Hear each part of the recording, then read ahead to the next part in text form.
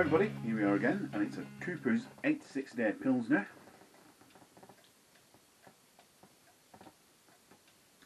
Very nice, served cold, beer cubes.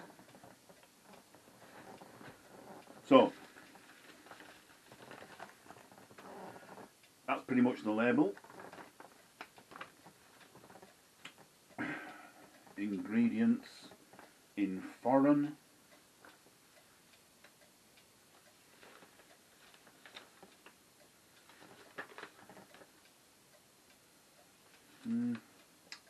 Yeah, that's ingredients in foreign. Well done.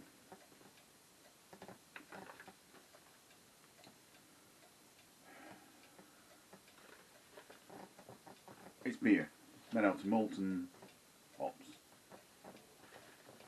in foreign. Right, so let's look at it. It's a nice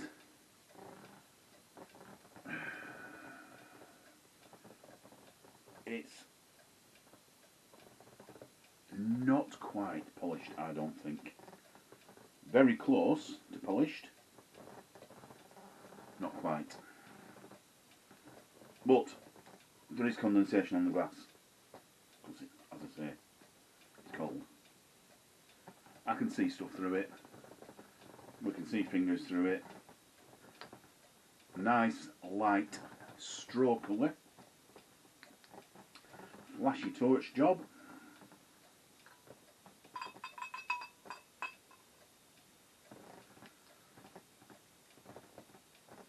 Doesn't hold the head. Within 2 minutes of serving, head's gone.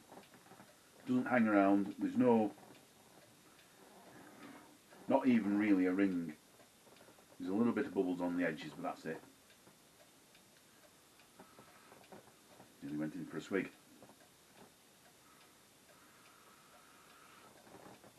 It smells like a lager. What does the bug say? Subtly malty sweetness. Elegant, refined herbal notes.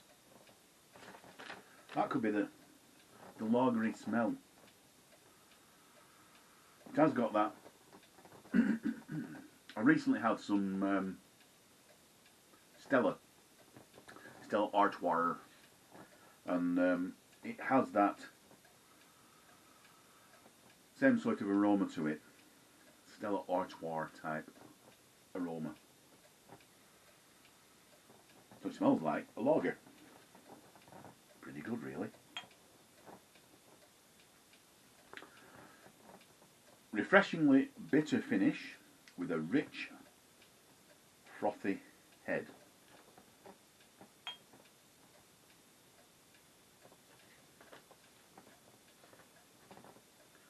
Failed at the last bit. Now, it is an 86-day Pilsner. This is after 47 days. If we waited another 40 days, would it be better? In another 40 days, it'll be gone. Another 4 hours it might be gone. Certainly another 4 days. Anyway, so let's have a look at the figures. Starting gravity was 1.046 at 19 degrees C. Finishing gravity 1.010 at 20 degrees C. Approximate ABV of 4.8913%. The kit cost £13.95 plus about 65p for sugar, so that's a £14.60 outlay for 40 pints. Nothing, is it? It's cheap as chips. And now I've tried quite a few of these warm, because at the moment in the UK, daytime temperatures and sometimes nighttime temperatures have been in the 20s. Oh. And as warm, it was alright, but putting beer cubes in, it makes it so much better when it's chilled down to, I mean that must be down to probably cellar temperature, probably about 12, I'd say. It might even be lower than that. If I had a thermometer, I'd stick it in, but I can't. Can't be bothered going and getting one. Right. So, taste-wise, as I say, pretty good.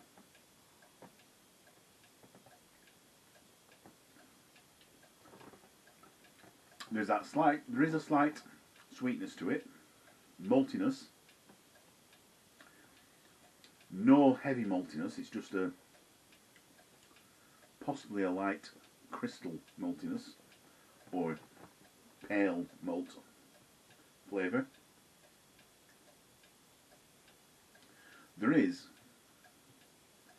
a nice gentle bittering that stays around. It does say something about refreshingly bitter finish. Yeah, the bitterness does stay around.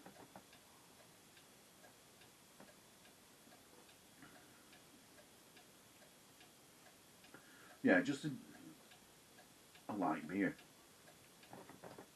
And about 4.5%. No, nearly 5%. We'll call it 4.9%. It's a nice beer. It is a nice beer. The mouthfeel is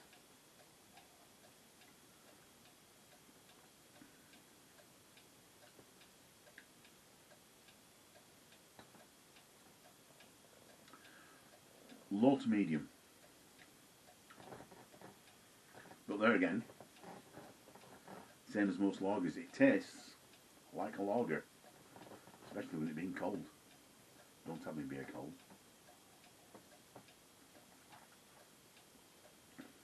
But that's quite nice.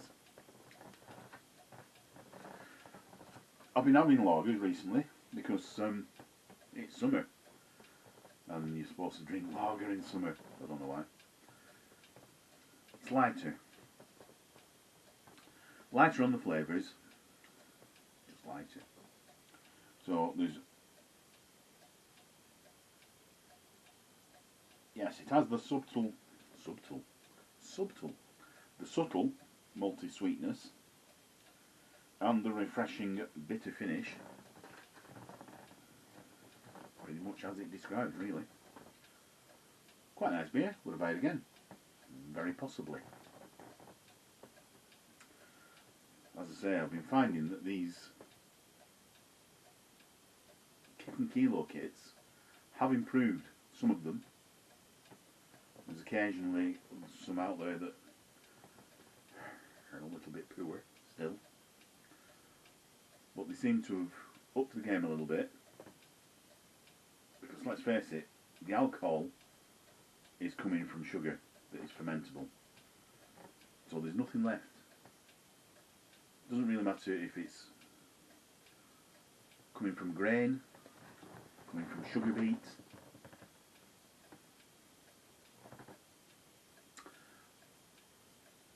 Cane sugar is sucrose, so the yeast does have to split it down into